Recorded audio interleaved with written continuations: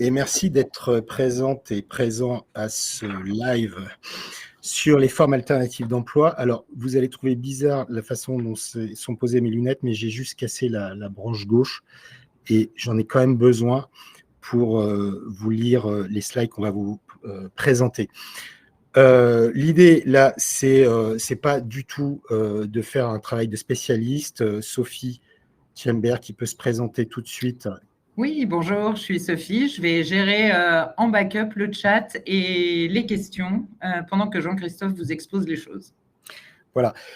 Donc, Sophie et moi, on va être là, vos gentils animateurs, pendant cette heure que nous allons passer ensemble. Et nous ne sommes ni fiscalistes, ni experts comptables, ni juristes. Nous sommes deux modestes et humbles conseillers professionnels à la PEC.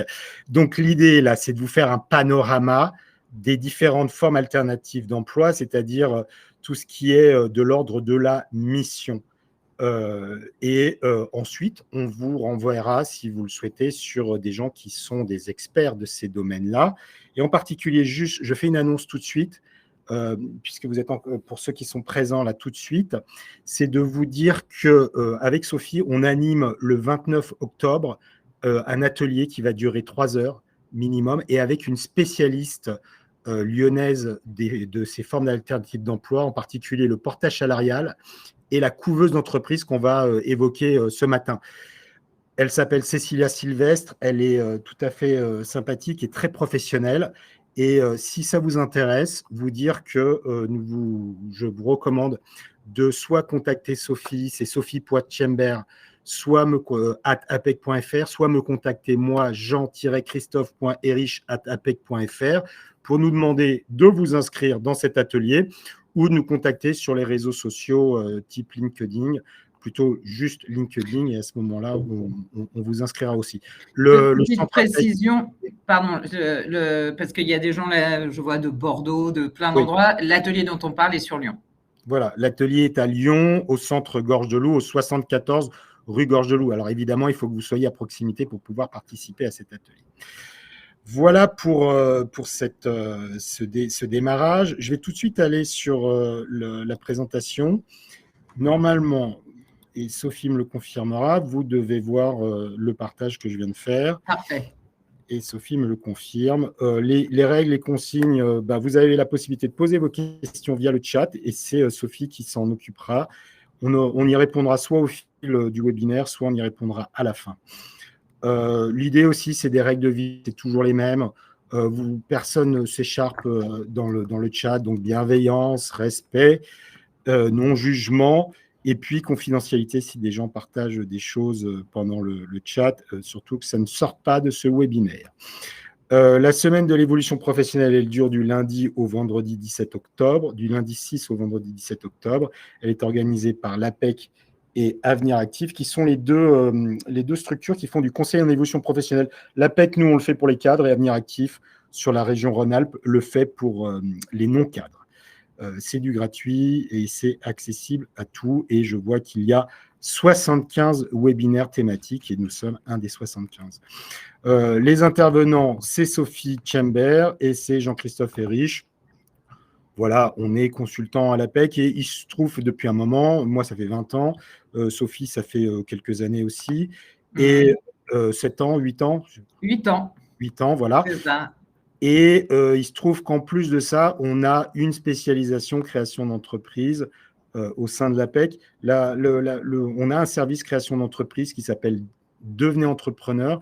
Et ce service, en fait, c'est dans ce cadre-là que s'inscrit ce webinaire et s'inscrit l'atelier du 29 octobre. Ce service, il s'adresse surtout aux gens, au cadre du secteur privé, qui sont soit encore en poste, soit qui ont prévu ou qui sont en recherche d'emploi, inscrits à France Travail, tout simplement. Et l'idée, c'est surtout de les aider, en fait, à faire la bascule. C'est tellement compliqué, quand on n'a connu que le salariat, de faire la bascule du salariat vers la création d'entreprise. Et on se situe à ce niveau-là, à ce point d'entrée, c'est à l'avant-projet entrepreneurial. Et puis ensuite, on travaille avec vous. Il y a 4 types de web ateliers qu'on peut vous préconiser, auxquels on peut vous inscrire. Et puis, à nous, notre conseil et notre accompagnement.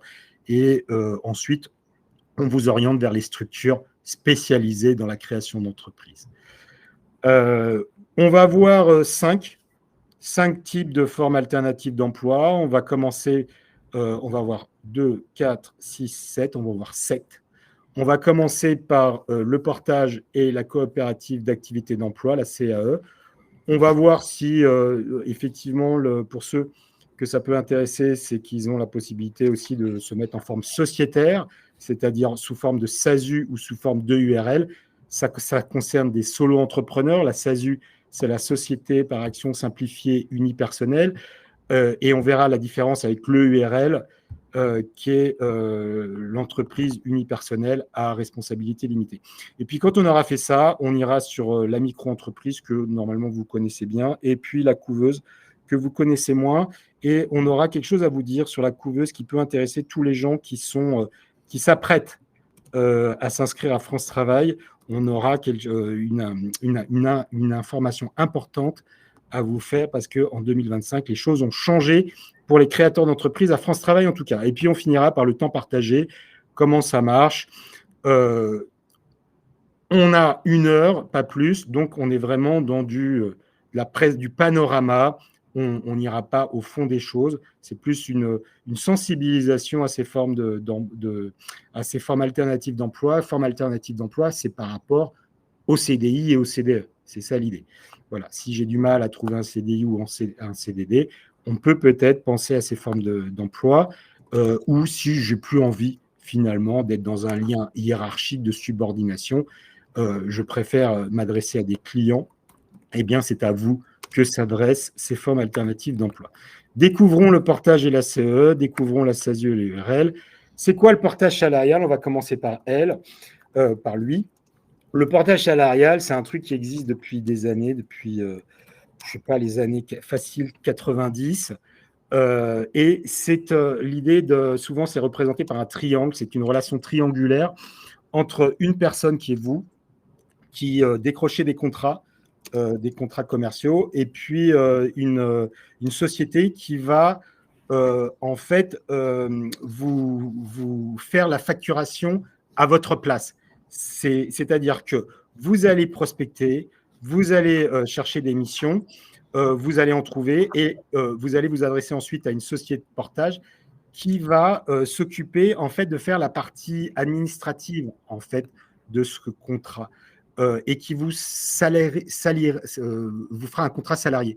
Donc, vous aurez la société de portage aura un contrat commercial avec votre entreprise cliente, et elle vous fera un contrat de travail. Vous voyez, en fait, ça consiste à transformer une facture en salaire.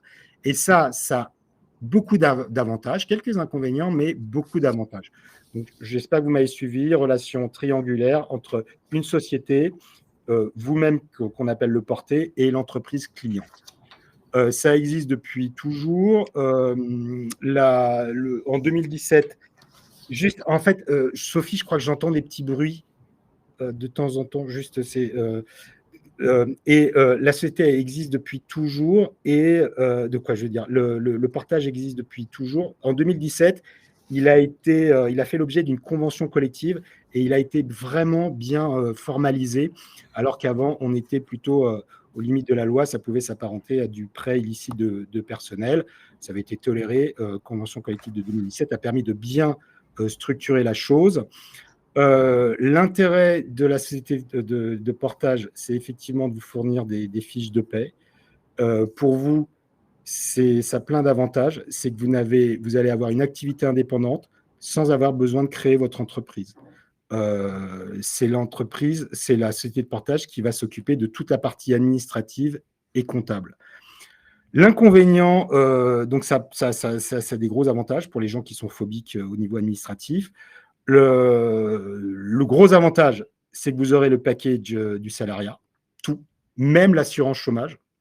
On verra par exemple pour la SASU, qui est aussi une forme salariée d'entrepreneuriat, eh bien, vous n'avez pas l'assurance chômage. Là, dans le portage salarial, vous l'avez. Autre avantage, vous avez les déductions de frais de gestion, très important. Donc, si vous avez des frais de gestion, et on a forcément des frais de gestion quand on est à son compte, eh bien, ce sera déduit.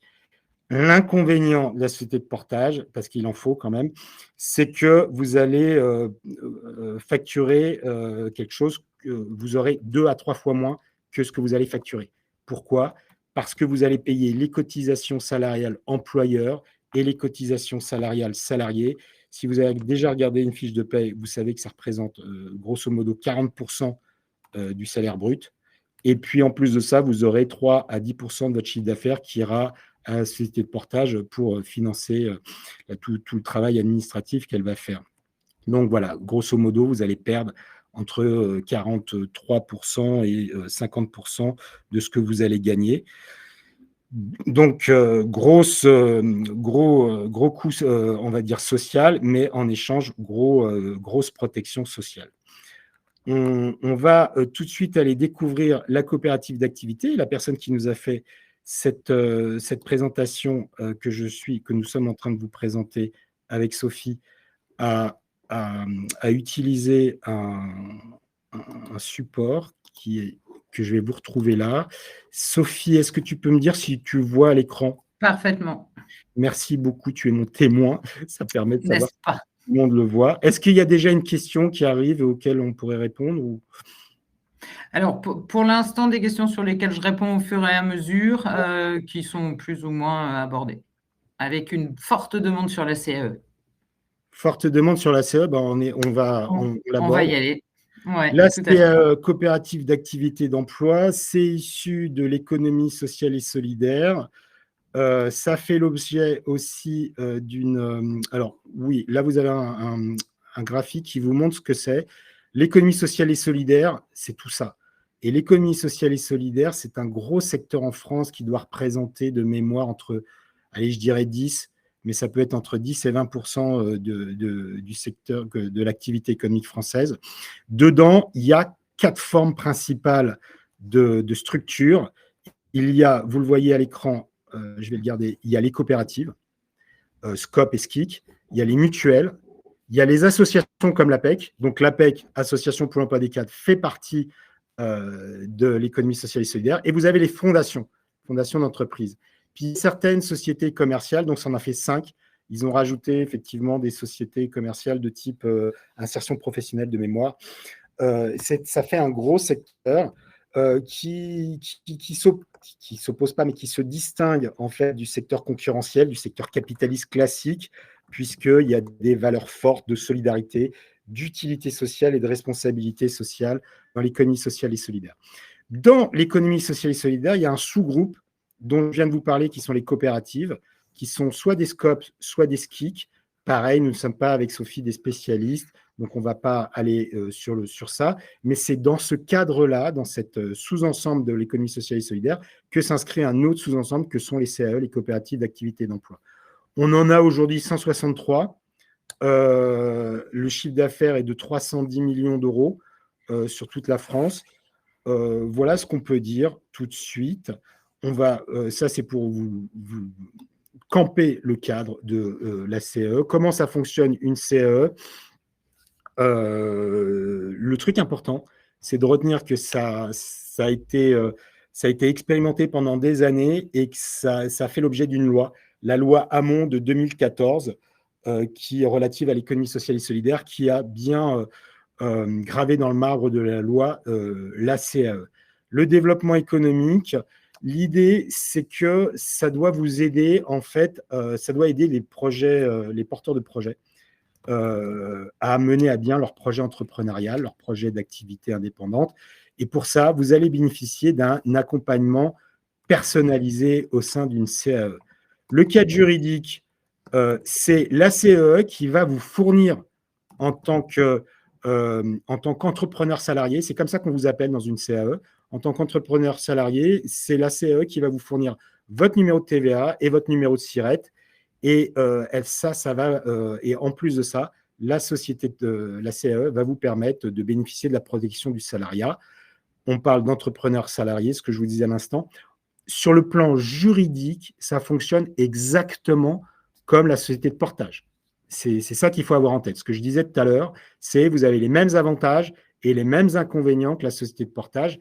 La différence, c'est que c'est une autre loi, ce n'est pas la convention collective de 2017, c'est la loi Hamon de 2014.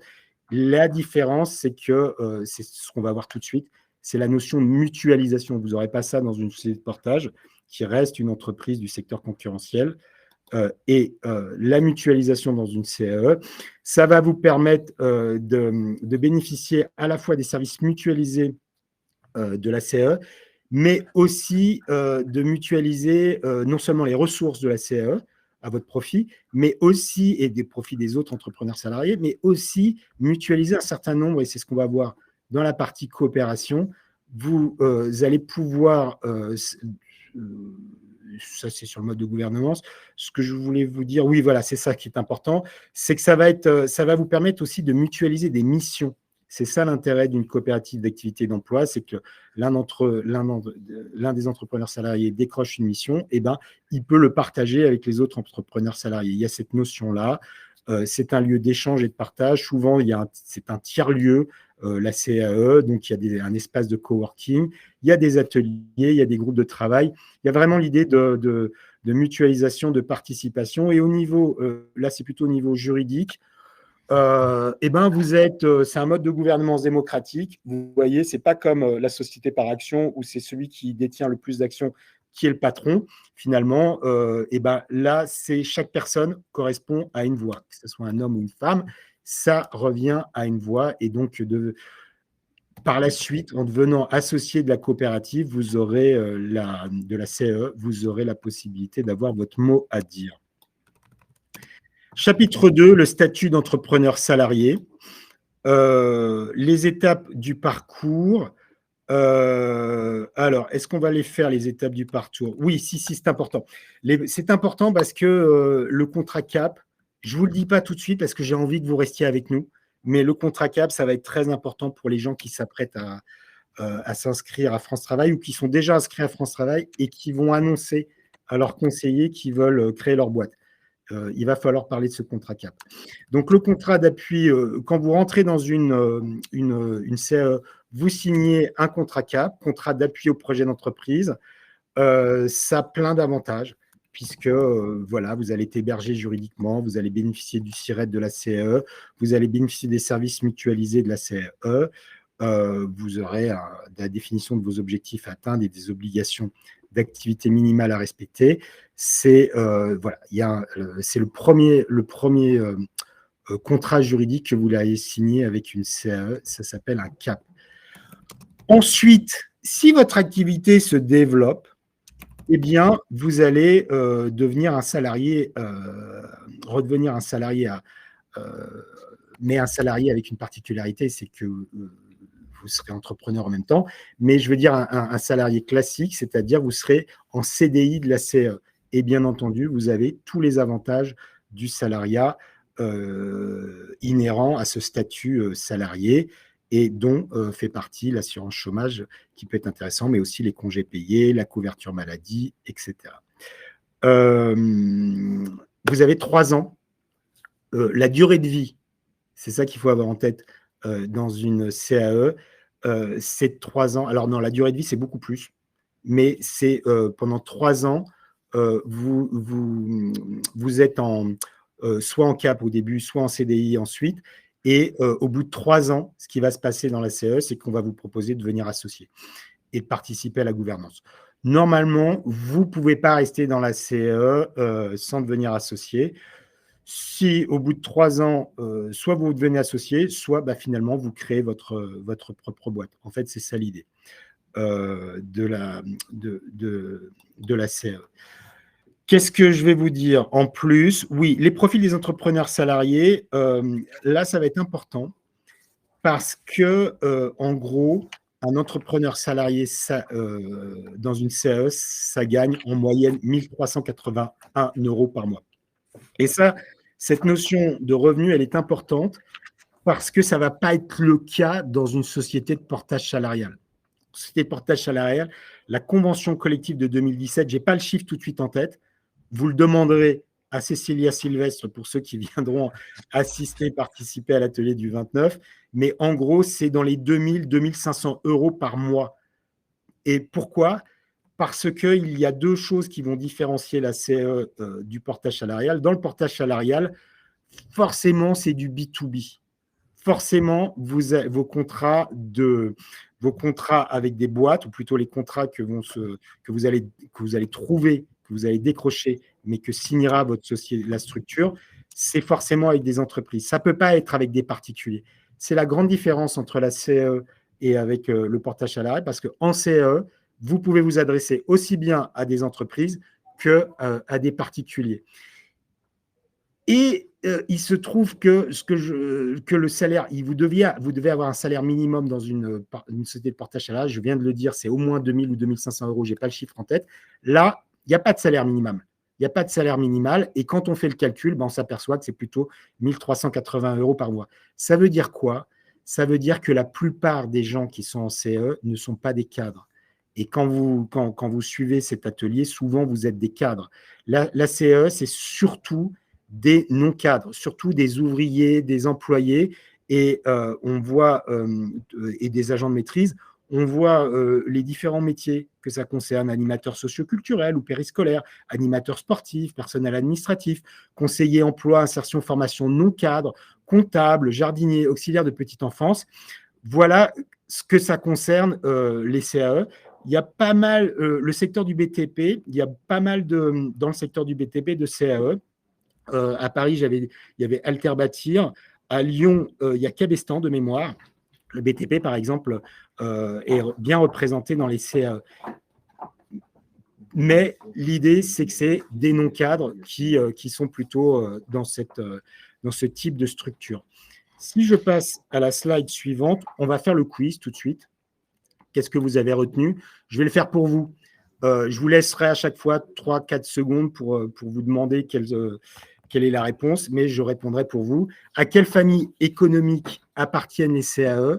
Est-ce que c'est l'économie sociale et solidaire? Est-ce que c'est l'économie du care? Est-ce que c'est l'économie des plateformes?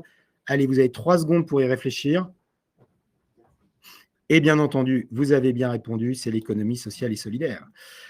Allez, on passe à la slide suivante, à la question suivante. À quel moment l'entrepreneur salarié doit-il devenir associé de la CAE? Dès qu'il intègre la structure, dans un délai de 3 ans, dès qu'il le souhaite? 3 secondes pour réfléchir. Et oui, bien sûr, vous avez raison. Dans un délai de 3 ans. On continue. Les membres de la CAE sont donc accompagnés individuellement dans le développement de leur activité. Vrai ou faux? Eh oui, c'était vrai. Voilà, je crois qu'on a, ah non, il reste encore. 80% des entrepreneurs salariés sont des cadres dans les CAE, rappelez-vous. Vrai ou faux? Eh oui, c'était faux. Les catégories professionnelles sont en effet très variées puisqu'on trouve au sein des CAE des activités liées à l'animation socioculturelle, la petite enfance, la gestion administrative. C'est principalement des non-cadres. La rémunération mensuelle des entrepreneurs salariés, elle est de 950 euros, 1150 euros, 1650 euros. Rappelez-vous. Et oui, vous avez raison, c'était bien 1150 euros. Voilà pour la fin du quiz. Allez, je vais reprendre mes slides et puis on ira voir, vous voyez. Et alors, je vais m'adresser à Sophie. C'est bien, il est midi. Oui. Je pense qu'on est dans les temps. Chère Sophie, est-ce que ça va? En fait, j'ai compris que tu étais en train de noter tes réponses quand je t'ai dit que tu faisais un peu de bruit. J'espère que je ne t'ai pas trop brusqué. Ah non, je ne faisais pas du tout de bruit, je notais rien. Je suis juste en train de répondre aux questions au fur et à mesure. Donc voilà, on a une question subsidiaire qui demande pourquoi le portage est dédié uniquement aux entreprises. On n'est que sur du B2B, en portage, c'est le cadre. Oui, le portage salarié, c'est du B2B. Ça a été sanctifié par la convention collective de 2017. Vraiment. Vous regarderez si vous voulez ou vous interrogerez Cécilia si vous venez le 29, mais le portage salarial n'est que du B2B. Ça fait partie des contraintes, en fait. Autre question, chère Sophie? Pour l'instant, ça va. On est en train d'identifier les annuaires pour aller chercher les CAE, par exemple. Super. Donc, tout bien. Alors, moi, ce que je voudrais, c'est retourner sur notre présentation. On va aller au slide suivante. Alors, oui, on vous avait parlé de forme sociétaire. On va faire la même chose. On va aller sur la SASU et l'URL. On va retourner sur notre présentation, qui est notre présentation qui a été faite par la fabrique Chardette, que je ne connais pas, mais qui doit être une start-up. Ce que je vais demander à Sophie, c'est si tu peux leur mettre dans le chat l'adresse URL et qu'ils nous disent s'ils arrivent à rentrer dedans, parce que c'est une adresse URL un peu bizarre. Je voudrais vérifier avec Sophie. Laquelle? Tu sais, celle de la présentation de la fabrique Chardette. Oui. Alors, attends, je vais essayer parce que c'est vrai que du coup, elle est... Hop, je copie le lien. Je vous le mets dans le chat. Parce que le lien est un peu... il passe par Teams, du coup. On ne sait pas si vous y avez accès. Normalement, oui. Et ce sera à vous de nous le dire.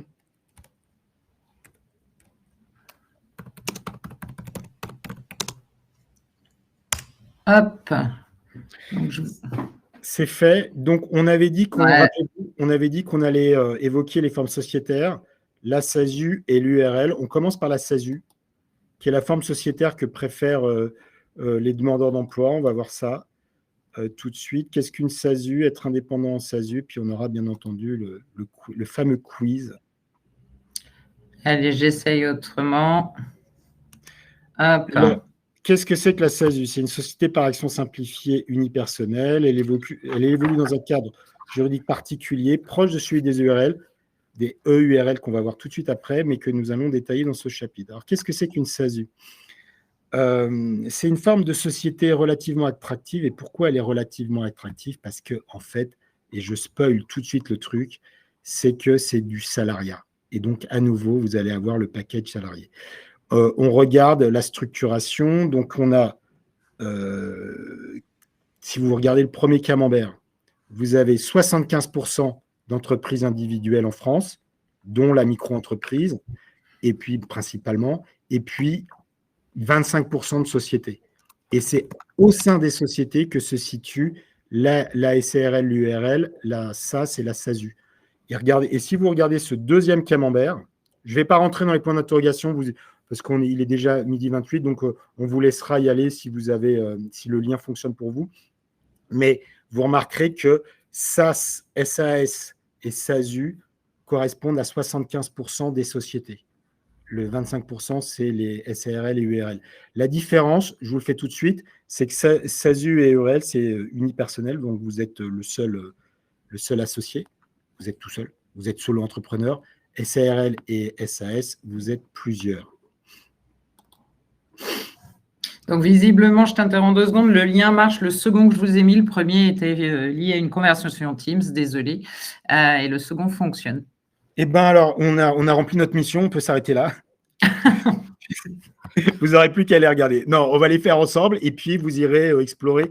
Il est bien fait. Parfois, un peu théorique, mais normalement, on doit être en mesure de simplifier les choses et puis vous irez valider ce qu'on vous a dit en le relisant.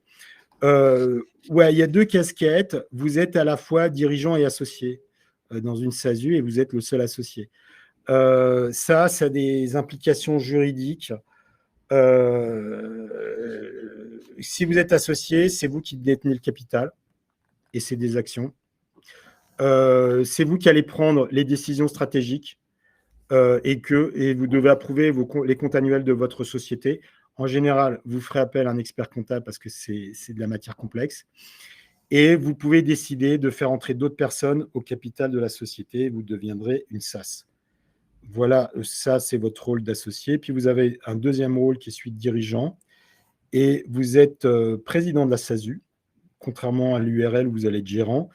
C'est vous qui allez prendre en tant que dirigeant les décisions visant à administrer, développer votre entreprise, définition de l'offre commerciale, dépenses de fonctionnement, recrutement de salariés. Et puis ensuite, vous pouvez choisir de déléguer la présidence à une tierce personne tout en restant l'associé unique de sa société. Là, on rentre dans du juridique et je ne suis pas apte, ni Sophie, à vous expliquer ça. Mais ce qu'il faut retenir, c'est que vous êtes à la fois dirigeant et associé. Et le truc important, c'est que vous allez être un président salarié. Retenez bien, tout à l'heure, on avait vu le portage salarial. Vous étiez porté, c'était ça votre statut. On a vu ensuite la CE, vous êtes entrepreneur salarié, et là, vous êtes président salarié. Comment créer une SASU? On dépose des statuts à écrire, à déposer. Soit vous êtes en mesure de les écrire vous-même, bravo. Soit vous faites appel à un avocat d'affaires ou à un expert comptable. Ou nous, on a un partenariat avec Number, et je pense qu'ils sont en mesure de le faire. Il faudrait leur demander. Number, ils sont à Lyon et à Paris. C'est des petits jeunes, ils sont très efficaces, et c'est pour ça que l'APEC a fait un partenariat au niveau national. Il faudrait voir avec eux s'ils sont en mesure de vous écrire vos statuts. Il y a un capital social à déterminer. Il faut quand même que vous soyez en mesure de rembourser vos créanciers. À quelle hauteur? Pareil, ce sera l'expert comptable ou l'avocat d'affaires qui vous le dira. Un expert comptable à choisir, ouais. Vous pouvez vous passer d'expert comptable, mais c'est quand même recommandé d'en avoir un. Parce que c'est lui qui va établir les comptes annuels, qui fera les versements fiscaux et sociaux. Et puis, vous avez besoin d'ouvrir un compte professionnel. C'est l'intérêt de la forme sociétaire, c'est que c'est une personne morale, la SASU, comme l'URL, et donc vous n'êtes pas responsable sur votre patrimoine. Longtemps, la micro-entreprise, j'enlève mes lunettes parce que je commence à un peu avoir mal aux yeux, c'est pas pratique d'avoir qu'une seule branche. La différence entre la micro-entreprise, qui est une entreprise individuelle, et la forme sociétaire, c'est que, en fait, en micro-entreprise, la personne morale et la personne physique sont confondues. Donc, en vérité, si jamais vous avez des soucis financiers, vous faites des dettes, vous êtes à découvert, vos créanciers sont en droit de prendre sur votre patrimoine personnel. Alors, ça a été longtemps le cas. Aujourd'hui, et si ça vous intéresse, on vous enverra. Il y a toute une explication de la part des services fiscaux. Il y a un certain nombre de bonnes choses à faire dans votre déclaration de revenus, à faire pour éviter, ou dans la déposition de vos statuts, à faire pour éviter effectivement que quand vous êtes en micro, que ce soit votre patrimoine personnel qui soit touché. Donc l'avantage est moins prégnant aujourd'hui, mais ça a longtemps été un avantage pour la forme sociétaire. Chapitre 2, être indépendant en SASU. Comment se rémunère un dirigeant de SASU et quelle est sa protection sociale? On va tout de suite le voir. J'ai un peu spoilé le truc. On va aller voir ce point d'interrogation. Vous vous rémunérez en salaire en tant que dirigeant. Alors, vous pouvez vous choisir de vous rémunérer en salaire et toucher des salaires chaque mois. Mais l'autre aspect, c'est le deuxième, c'est que vous pouvez aussi choisir de vous verser vos bénéfices en dividendes. En fait, vous avez deux modes de rémunération et en fait, vous en avez trois. Vous avez un premier mode de rémunération qui est le salaire, un deuxième mode de rémunération qui est le dividende et un troisième mode de rémunération qui est un mix entre le salaire et le dividende. Qu'est-ce qui se passe? C'est longtemps, la SASU a été, et peut-être encore aujourd'hui, demain, je ne sais pas, il va falloir qu'on en discute. Et ça, ce serait bien quand même que vous vous adressiez à l'expert comptable ou, pour ceux qui vont participer à notre atelier, à Cécilia Sylvestre. Mais longtemps, les gens qui étaient à Pôle emploi, aujourd'hui France Travail, choisissaient de se mettre en SASU parce que, en fait, ils pouvaient, pendant leur période de chômage, continuer à toucher leur indemnité en mettant en dividende les revenus de leur entreprise. C'était vachement pratique, ce truc-là. Et ça a été longtemps le gros avantage de la SASU. L'URL aussi, c'était possible. Mais en plus de ça, se rajoutait le fait qu'on bénéficiait du package salarié. Et ça, c'était le gros avantage de la SASU. C'est pour ça qu'à un moment donné, elle est devenue... elle a représenté 75% des formes sociétaires. Je vais vous le dire après, parce que je veux absolument qu'on parle du 1er avril 2025. Il y a eu un changement le 1er avril 2025 dans l'indemnisation des chômeurs, créateurs d'entreprises, et on va en discuter tout de suite après. Aujourd'hui, je ne sais pas si la SASU est aussi intéressante. Mais longtemps, elle a été la forme de création d'entreprise la plus intéressante pour les gens qui étaient à France Travail. Je passe à la slide suivante. C'est quoi votre protection sociale? Et oui, c'est ça le gros avantage de la SASU, c'est la protection sociale. Allez, regardez là-haut. Vous allez avoir la maladie, vous allez avoir l'invalidité décès, la retraite, les accidents du travail et les maladies professionnelles. Vous avez tout comme le salarié. C'est le package du salarié, c'est génial. À un bémol près, contrairement au portage salarial, un petit bémol près, vous ne cotisez pas à l'assurance chômage. Donc, vous n'avez pas le droit à l'assurance chômage. Ça, c'est un bémol, c'est important. Si vous êtes à la mission, mais qu'entre des missions, vous avez des longues périodes ou des petites périodes d'inactivité, peut-être que le portage salarial, là, du coup, devient intéressant parce que vous reconstituez des droits au chômage. En SASU, le montant des cotisations sociales est relativement élevé. Même il n'est pas relativement élevé, il est très élevé, il faut le dire. Puisque vous bénéficiez d'une protection énorme, vous cotisez énormément. C'est simple, vous cotisez comme un salarié classique, hormis la cotisation chômage qu'il faudra déduire. Allez, le petit quiz des familles. Il est 12h36, je suis trop content, on avance bien. Je me dépêche. Une SASU est une entreprise individuelle, une micro-entreprise, une société unipersonnelle. Je vous laisse répondre. Et oui, vous l'aviez.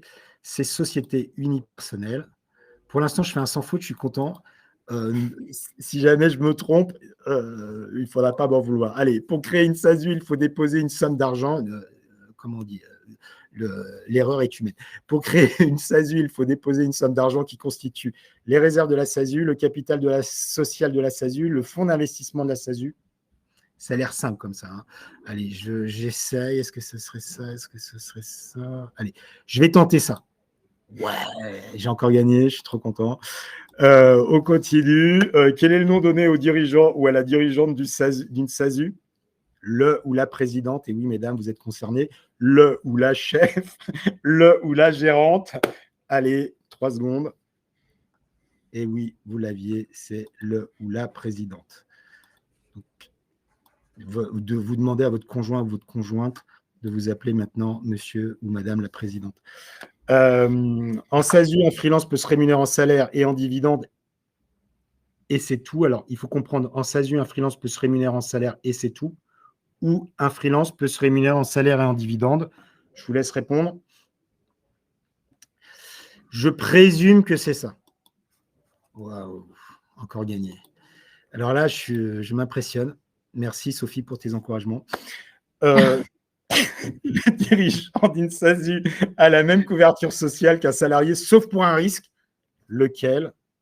Les accidents du travail, le chômage, l'invalidité. Allez, soit c'est Sophie qui répond, soit je me lance. Le chômage. Bravo! Yes!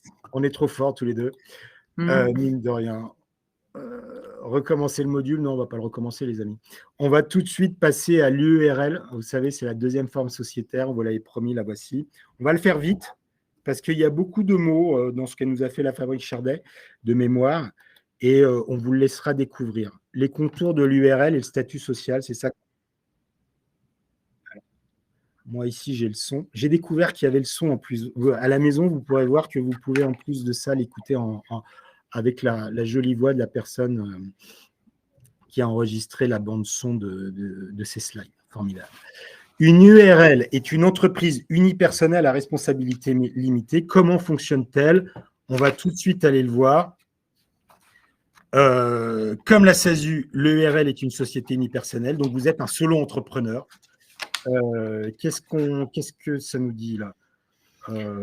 Bon, ça, je vous l'ai dit. C'est comme la SASU, finalement, vous êtes en forme sociétaire, donc personnalité morale, ce n'est pas la même chose que la personnalité physique. Ensuite, qu'est-ce qu'on va voir? Vous êtes un associé unique. La particularité de ces sociétés, des sociétés unipersonnelles, mais ça, ils sont en train de redire des choses qu'on sait, parce que ça concerne aussi la SASU, c'est qu'elles sont détenues par un associé unique. Vous l'aviez compris, celui-ci peut également occuper la fonction de dirigeant. Donc, vous êtes associé et dirigeant, c'est comme pour la SASU. C'est le cas pour les freelances qui cumulent ces deux casquettes. Dans le cas de l'URL, le dirigeant est appelé gérant. C'est ça la différence avec la SASU. Vous êtes gérant. Dans la SASU, rappelez-vous, vous êtes monsieur ou madame la présidente. Président. Voilà, président. Voilà. Et ça, c'est pour la vie. C'est ça qui est bien quand on est président. Parmi les sociétés unipersonnelles créées ces dernières années, les sociétés à responsabilité limitée restent en retrait face au SAS, SASU. Vous voyez, ça, c'est de la redite. On l'a déjà vu. On va y passer très vite. Les avantages de l'URL. Cadre juridique particulièrement adapté à certains projets professionnels. Qu'est-ce que ça nous dit? Ouais, quand vous êtes en URL, comme pour la SASU, vous pouvez prendre des associés, faire entrer des nouveaux associés et votre URL deviendra une SARL. Patrimoine personnel protégé, c'est tout pareil que la SASU, je ne m'étends pas. Des dépenses entièrement déductibles. La SASU aussi, hein. Alors ça, c'est quand même, ils l'ont mis là, et ça, c'est bien.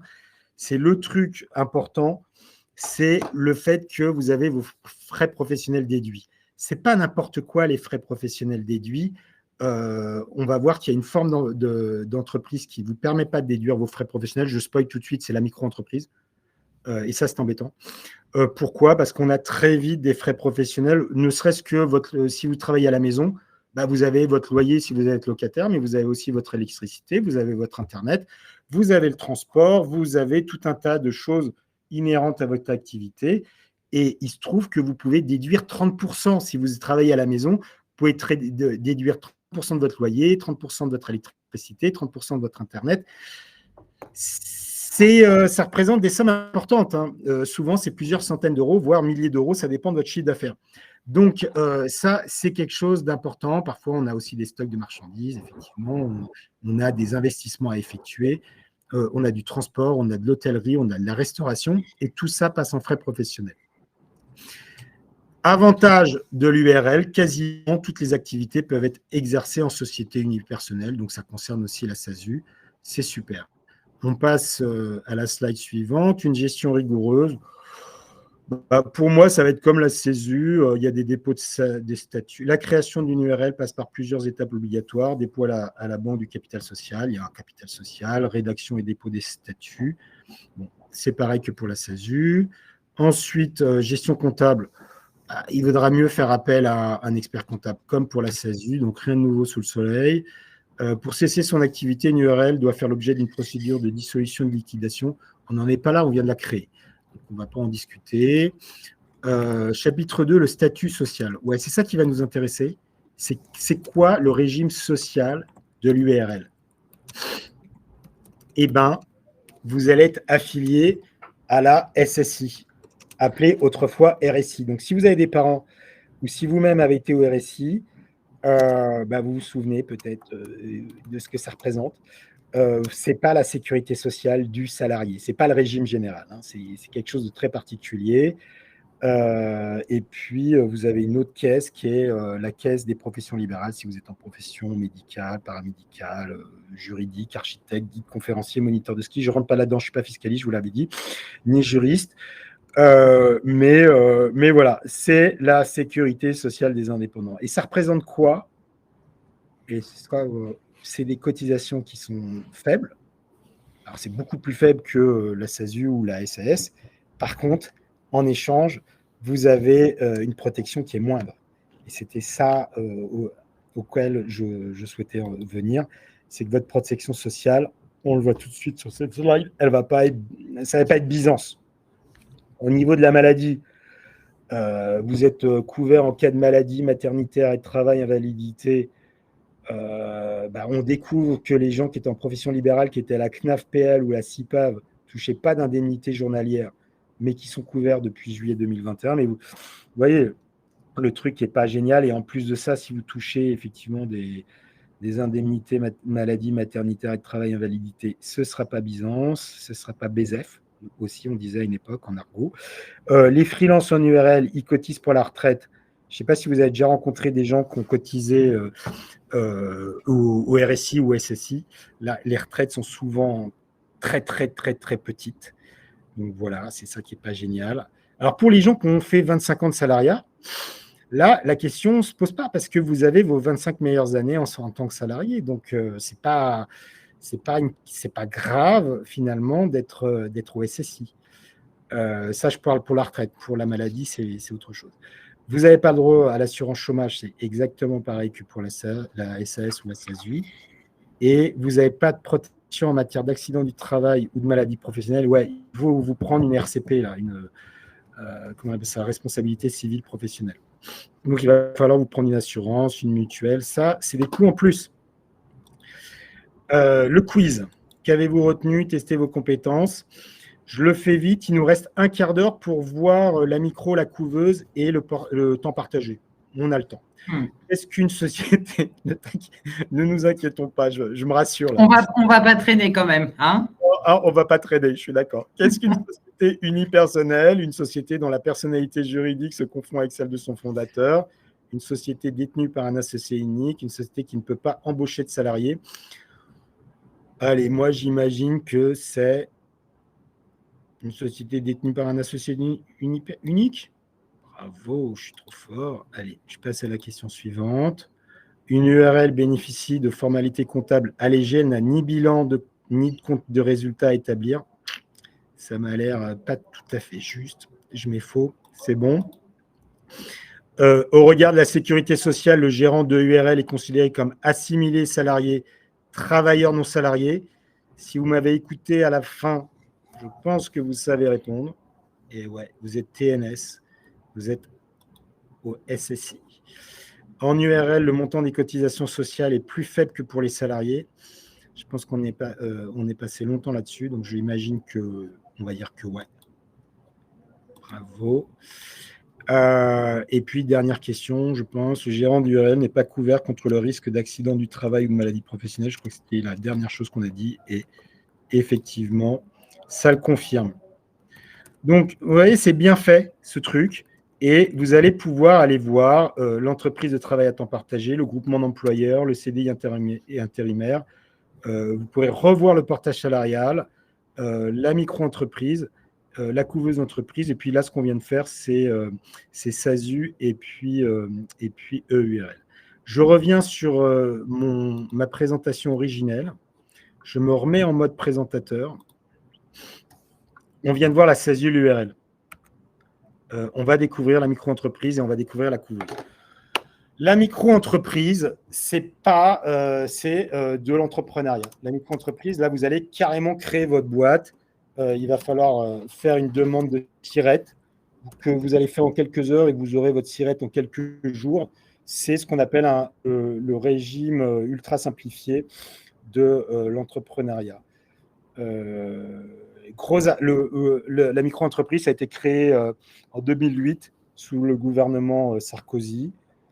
Gros avantage de la micro-entreprise, c'est ça, c'est la création hyper rapide. Autre gros avantage, c'est que vous avez des obligations comptables allégées. Au fil du temps, elles se sont accrues, mais par rapport à une SASU ou une EURL, vous n'avez pas besoin d'experts comptables.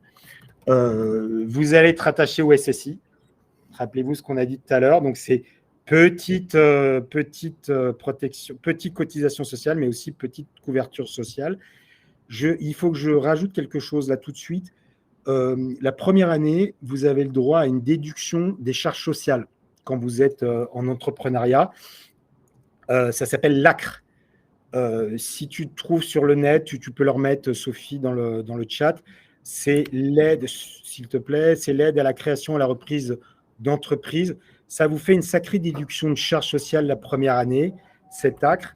Quand vous êtes en forme sociétaire, elle est automatique. Quand vous êtes en micro-entreprise, il faut la demander 45 jours après la création de votre micro-entreprise. C'est la petite subtilité de la chose. Pareil que, rappelez-vous, vous êtes au SSI, pareil que pour les formes sociétaires, formes sociétaires comme l'URL, je veux dire, vous ne serez pas couvert pour le risque des accidents de travail et maladies professionnelles. Il va falloir vous prendre votre assurance, vous ne cotisez pas au chômage Enfin, le paiement des cotisations sociales se fait sur la base d'un forfait appliqué au chiffre d'affaires. Je ne suis pas fiscaliste, vous demanderez à Number ou à votre expert comptable favori vous poserez ce genre de questions. Et puis, vous irez voir sur vous rappelez le lien qu'on vous a mis dans le chat, vous irez voir des développements plus importants sur la micro-entreprise. Qu'est-ce que je voulais vous dire ? Là, on l'a mis à ce niveau-là de la présentation. Moi, je le fais un peu autrement souvent, c'est-à-dire que je challenge plutôt la micro-entreprise par rapport au portage salarial. Qu'est-ce que j'ai en tête ? Quand je commence, tout d'un coup, là, bam, j'ai un contrat. Je décroche un contrat, je suis super content, je décroche une mission. Le problème, c'est que je n'ai pas de structure. Et je n'ai pas de femme, pas de mari, pas d'enfant, je sais pas, qui pourrait me faire bénéficier de cette structure. À ce moment-là, il faut créer une structure. Parce qu'on ne peut pas avoir, vous allez être rattrapé par l'URSSAF, c'est une horreur, vous ne pouvez pas facturer sans structure juridique. Et la première chose que je vais faire, soit je vais matcher, effectivement, je vais benchmarker entre la micro-entreprise et le portage salarial. C'est comme ça que je vais faire. Ou la CE. Et j'irai voir des sociétés de portage ou des CAE, et puis j'irai leur demander de me faire le calcul. Qu'est-ce qui est le plus important pour moi entre une micro-entreprise et du portage salarial. Pourquoi je ferai ça ? Parce que la micro-entreprise, le portage salarial ou la CAE, rappelez-vous, quasiment 50% de votre facture va aller en charge sociale ou en rémunération de la structure. En micro-entreprise, vous avez que 25%, voire encore moins, vous n'avez que 5% la première année grâce à l'ACRE. Le problème, c'est que vous n'allez pas pouvoir déduire de frais professionnels. Rappelez-vous, dans le portage salarial ou dans la CE, vous pouvez déduire des frais professionnels. Ça va être là que va se situer le petit delta qui va faire que même si je peux facturer beaucoup en micro-entreprise, peut-être que grâce aux frais professionnels, ça me reviendra à moins cher en société de portage. En plus de ça, j'aurai le droit au chômage, alors qu'en micro-entreprise, je n'aurai pas le droit. C'est des petits calculs comme ça qu'il va falloir faire et qui sont impératifs. Je passe. Alors, oui, avant d'aller sur le temps partagé, il nous reste très peu, il nous reste 10 minutes, je crois. Non, il nous reste 8 minutes, donc je vais le faire en 5 minutes. Il y a la couveuse. Le temps partagé. Ah, il y a la couveuse, j'avais oublié la couveuse. Merci d'être là. Importante. La couveuse, c'est essentiel. Sophie a raison de me le rappeler. La couveuse, c'est absolument essentiel. Pourquoi ? Parce que quand on crée sa boîte, que ça soit en micro ou que ça soit en forme sociétaire, on est seul. Et ouais, on est seul, on n'est pas accompagné, on ne connaît pas notre métier d'entrepreneur. Le métier d'entrepreneur, c'est un truc, on a une autre présentation où je ne sais plus, il y a 8 métiers dans le métier d'entrepreneur, 8 fonctions. Vous voyez, quand vous êtes salarié, vous n'en avez qu'une seule. Vous exercez votre activité, vous connaissez bien votre métier. Quand vous êtes entrepreneur, vous n'avez pas que votre métier, vous avez aussi la gestion financière, la prospection commerciale, la stratégie commerciale, le marketing, tout ça. Vous avez en un seul poste, celui de chef d'entreprise, vous avez 8 métiers, je crois, de mémoire. Donc ça ne s'apprend pas comme ça. Si vous n'avez pas fait la formation à la CCI ou si vous n'avez pas fait une école de management, ça va être compliqué. Donc, il y a des structures qui se sont créées, qui sont les couveuses, qui aiment bien s'appeler. Ça, pour moi, c'est la même chose. Et ces structures sont super intéressantes quand on veut se lancer dans la création d'entreprise parce qu'elles vont vous accompagner, elles vont vous conseiller, elles vont vous accueillir, elles vont vous aider à lancer votre entreprise. Il se trouve que c'est exactement le même contrat que pour la CE. Rappelez-vous, le contrat, quand vous rentrez dans une coopérative d'activité, s'appelle le CAP, le contrat d'appui au projet d'entreprise. C'est le même contrat CAP. C'est étonnant, ce truc-là. C'est le législateur qui a fait ça. Vous allez avoir un contrat CAP en couveuse ou en incubateur et vous allez avoir un contrat CAP en CE. Quand on parle de la couveuse et du contrat CAP, c'est un accompagnement qui va durer 1 an. Mais il est renouvelable 2 fois. Donc, ça veut dire que vous allez pouvoir aller jusqu'à 3 ans en couveuse ou en incubateur. Vraiment, c'est la chose à considérer. Cécilia Sylvestre, qui sera là le 28 octobre, je refais de la pub pour ceux qui sont à Lyon, elle est à la fois, elle représente une société qui s'appelle Oxim, qui est à la fois société de portage et à la fois incubateur, et qui propose du CAP. Pour les gens qui sont à Lyon et aux alentours, ça peut être très intéressant. Depuis le début, je vous dis restez, parce qu'il y a une petite subtilité pour les gens qui sont à France Travail. C'est que depuis le 1er avril 2025, vous allez voir réduit de 40% la durée de votre indemnité si vous vous déclarez comme créateur. C'est-à-dire qu'à partir du moment où vous voyez votre conseiller France Travail et que vous lui dites « Bon, moi, je veux me lancer dans la création d'entreprise », badaboum, vos indemnités ne sont plus que de 60%. C'est très embêtant. On a calculé que pour quelqu'un qui viendrait à France Travail et qui dirait « Bon, je suis créateur d'entreprise ou je veux créer ma boîte », c'est plus 18 mois pour les gens qui sont à moins de 55 ans. Ça change tout le temps, donc je ne sais plus exactement quel est l'âge. Mais c'est plus 18 mois, c'est 11 mois. Vous voyez, ça fait quand même une sacrée différence. Eh bien, si vous avez un contrat CAP, vous gardez 100% de votre indemnité. 100% de la durée de votre indemnité. C'est comme ça. Donc, c'est quelque chose à bien réfléchir. Cécilia, quand elle est venue nous faire cette présentation avec une de ses consoeurs à Lyon qui s'appelle Corinne Gruffaz et qui, elle, travaille pour la structure Exploris. Il y en a d'autres. Moi, je ne veux pas faire de pub pour aucune. Il se trouve que c'est les deux que je connais sur Lyon. Sophie, elle a peut-être d'autres noms. Après, ça va être… En fait, les couveuses sont soit il y a quelques généralistes et autrement ça va être par secteur d'activité, que ce soit sur Lyon ou ailleurs. Donc il faut les chercher. Il y a des annuaires de couveuses et d'incubateurs liés au CAP.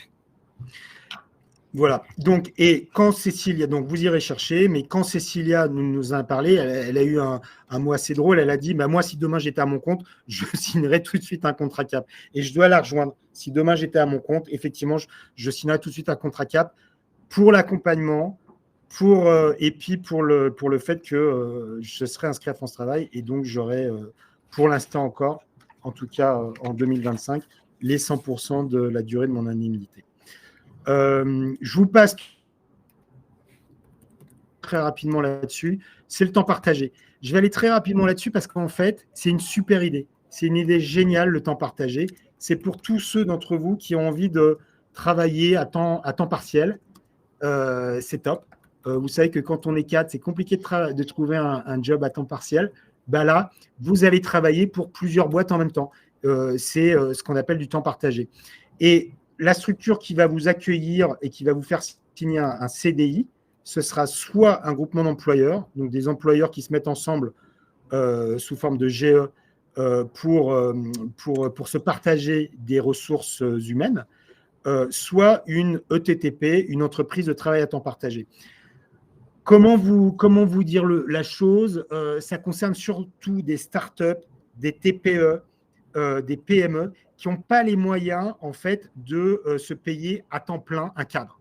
Eh bien, ouais, un responsable du marketing, un RRH, un DRH, quand on est une petite boîte, ça coûte cher. Donc, on est content de l'avoir pour 2-3 jours ou une journée même, et on fait appel à du temps partagé. Donc, je ne vais pas vous lire, ou je vais vous la lire rapidement. Ça, c'est du juridique, ce n'est pas très important. Disons que le groupement d'employeurs, c'est une association entre plusieurs entreprises pour mutualiser les compétences que je viens de vous dire, et alors que l'entreprise de travail à temps partagé, c'est une entreprise privée.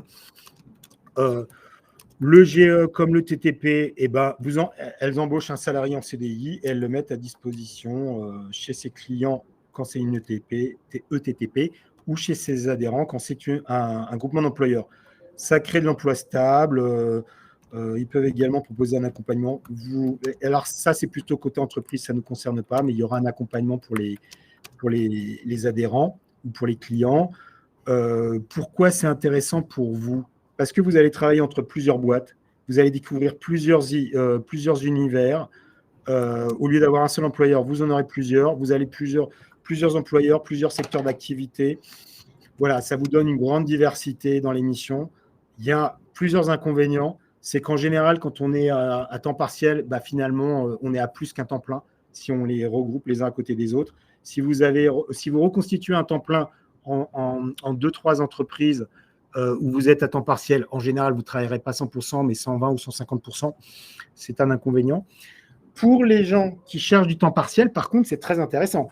Parce que imaginez que vous dites, bah, tiens, moi, j'aimerais bien être salarié à 50% et le reste du temps, bah, soit de faire du temps libre, soit m'occuper de mes enfants, soit de faire le sport que je préfère, soit ne rien faire. Hein. C'est bien aussi, l'oisiveté.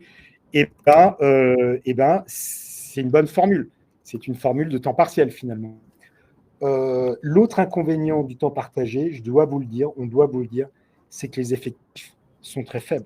C'est très peu, c'est quelques milliers, quelques dizaines de milliers de cadres en France. Il y a plus chez les non-cadres, j'imagine. Voilà, c'est le seul inconvénient. Après, comment on fait pour les trouver? Ben, on tape groupement d'employeurs sur sa localisation, ETTP sur sa localisation, puis on va les voir. C'est aussi simple que ça. À vous le mot de la fin. Nous vous proposons de nous dire en quelques mots dans le chat ce que vous retenez d'utile de cette session pour demain. Qu'est-ce que vous avez envie de nous dire? J'arrête le partage.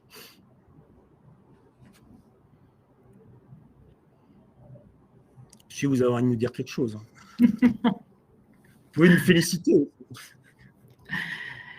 N'hésitez pas, en tout cas, pour revenir, aller plus loin. Là, c'était vraiment une présentation très générale de ce qui est possible et du coup, à revenir vers les rendez-vous, devenir entrepreneur de l'APEC pour être un peu plus focus sur votre situation à vous et qu'on puisse vous expliquer un petit peu ce qu'on peut vous apporter.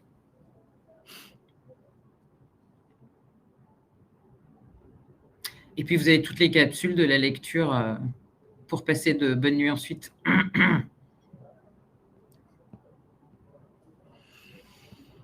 Ok, il n'y a plus de questions. Merci beaucoup. Condensé instructif, merci Sarah. Je vous reprends comme vous voulez en participante. Vous avez été formidables tous les deux. Merci énormément, Annabelle. Génial. Daïna, merci. Merci à vous. Faites-vous accompagner par un CEP. Et oui, venez à l'APEC. Magali, très synthétique et complet, bravo. Ben, on va remercier finalement les gens qui ont conçu ce support, hein, Sophie. C'est bien fait, finalement, ce support. On va les remercier. On va les remercier. Et puis, remercier les participants aussi avec leurs questions ciblées et en même temps tout à fait pertinentes. Donc, voilà, n'hésitez pas. Merci à vous. Merci beaucoup. Bonne journée. Entrepreneur 2 jours par semaine et qui s'épanouit en auto-entrepreneur. Ah, pardon. Merci. Voilà, je regarde juste. Tu sais, un peu de… Ça me fait du bien pour la suite, des strokes positifs. Merci beaucoup, très bonne journée. Ben, merci à vous. Sophie, je te reprends 2-3 secondes juste après, je t'appelle par Teams. On fait ça. On fait ça, et puis voilà. Merci Didier. On va juste quitter le live.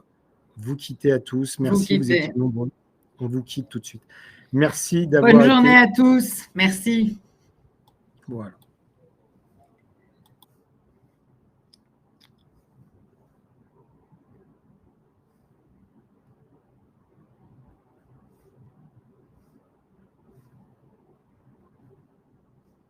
Yes.